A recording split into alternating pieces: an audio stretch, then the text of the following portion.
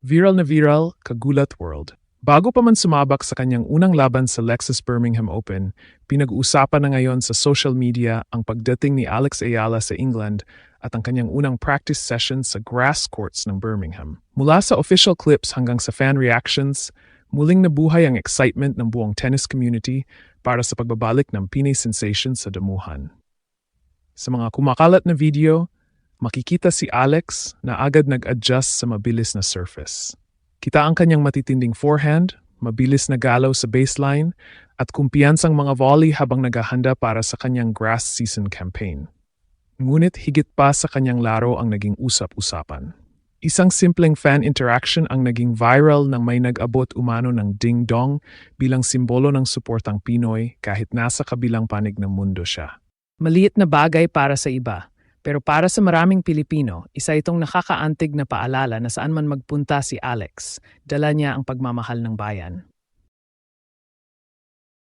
Mas lalong umiinit ang excitement dahil hindi lang isa kundi dalawang malaking laban agad ang naghihintay sa kanya. Sa doubles, makakasama niya si Nicola Bartunkova laban sa second-seeded British pair na sina Harriet Dart at Maya Lumsden. Sa singles naman, nakatakda siyang makaharap si Priscilla Hon sa isa na namang mahalagang laban sa kanyang grass court journey. Ngayon pa lamang, ramdam na ang enerhiya. Ang viral arrival videos ay hindi lang tungkol sa isang atleta na dumating sa torneo. Ito ay kuwento ng isang Pinay na muling susubok umakyat sa mas mataas na antas ng world tennis. At kung pagbabasehan ang reaksyon ng fans, handa na naman ang buong Pilipinas na samahan siya sa bawat hakbang. At may mga pagkakataon sa sports na kahit wala pang nagsisimulang laban ay alam mong may espesyal nang nangyayari. Ganito mismo ang pakiramdam ngayon sa Birmingham. Pagdating pa lamang ni Alex sa England, agad nang kumalat sa social media ang mga larawan at video ng kanyang unang araw sa Lexus Birmingham Open. Ang mga opisyal na post, mga fan accounts, at maging mga international tennis followers ay nagsimulang magbahagi ng clips ng ating Pinay star habang naglalakad sa venue at naghahanda para sa kanyang unang practice session sa damuhan. At doon nagsimula ang lahat.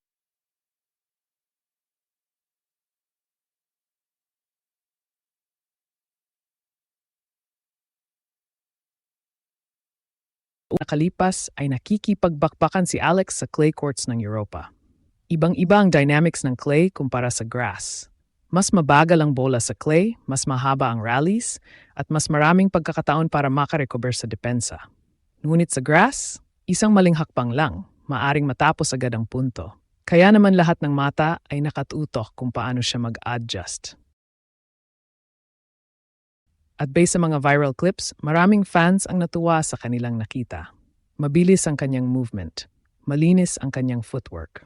At higit sa lahat, kitang-kita ang kumpiyansa sa bawat palo ng raketa.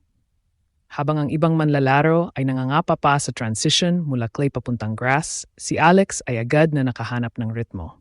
Makikita sa mga practice videos ang kanyang agresibong forehand, matatalim na returns, at kumpiyansang pag-atake sa net. Pero may isang eksena ang mas lalong nagpainit sa puso ng mga Pilipino. Ang tinatawag ngayong ding-dong moment. Bagamat simpleng fan interaction lamang ito, mabilis itong naging usap-usapan online. Para sa marami, simbolo ito ng kakaibang relasyon ni Alex sa kanyang mga taga-suporta. Isang paalala na kahit nasa gitna siya ng international tennis circuit, hindi nawawala ang koneksyon niya sa mga Pilipinong patuloy na sumusuporta sa kanya. At dito, mas lalong nagiging espesyal ang kanyang kuwento. Hindi lamang ranking points ang dala niya sa bawat torneo. Hindi lamang personal na pangarap, kundi ang pag-asa ng maraming kabataang Pilipino na nangangarap ding makarating sa pinakamalaking entablado ng sports. Habang nagpa-practice siya sa birding damuhan ng Birmingham, milyon-milyong Pilipino naman ang nanonood mula sa kanilang mga cellphone, laptop at telebisyon. At bawat magandang palo, bawat ngiti, bawat viral clip, ay parang mensaheng nagsasabing handa na siyang muli para sa panibagong laban. Handa na siyang muli para sa panibagong hamon. At handa na siyang muling gulatin ang buong mundo. Pero mga kababayan, ang pinaka-nakakagulat sa lahat ay hindi lamang ang viral arrival videos o ang pinag-uusapang ding-dong moment. Ang mas mahalagang tanong ngayon ay ito. Ano ang sinasabi ng unang practice session na ito tungkol sa posibilidad ng kampanya ni Alex sa buong grass season? Kung susuriin nating mabuti ang mga lumabas na video at larawan mula sa Birmingham, mapapansin na may ibang aura si Alex ngayong 2026. Hindi ito ang Alex na nangangarap pa lamang makapasok sa pinakamalalaking torneo. Hindi rin ito ang Alex na sinusubukang patutunayan ang kanyang sarili sa bawat laban. Ito ang Alex na alam na ng buong tennis world. Ito ang Alex na tinitingnan na bilang isa sa mga pinakamalaking banta sa bawat WTA 125 event na kanyang nilalahukan. At habang nagiging mas mataas ang kanyang ranking, mas tumitindi rin ang pressure. Ngunit sa halip na kabahan, mas lalo siyang nagiging comfortably sa spotlight. Makikita ito sa kanyang body language sa practice court. Relaxed, focused, at higit sa lahat mukhang masaya. Napakahalaga ng salitang iyon, masaya. Dahil sa professional sports, madalas kapag masaya ang isang atleta, mas lumalabas ang natural niyang laro. Mas malaya siyang gumalaw, mas mabilis magdesisyon, mas agresibo sa mahalagang puntos. At ito mismo ang gustong makita ng kanyang mga tagahanga bago magsimula ang kanyang mga laban sa Birmingham. Isa pang malaking dahilan ng excitement ay ang mga nakatakdang laban niya ngayong linggo.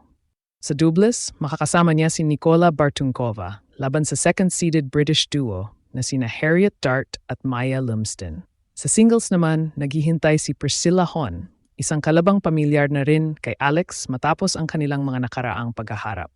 Ibig sabihin, walang warm-up period, walang madadaling laban. Pagdating pa lamang sa Birmingham, agad siyang ihaharap sa mga manlalarong kayang magdulot ng problema. Pero kung may natutunan ng tennis community tungkol kay Alex sa nakaraang mga taon, ito ay ang katotohanang hindi siya natatakot sa malalaking hamon. Sa katunayan, doon pa siya madalas nagiging pinakamapanganib.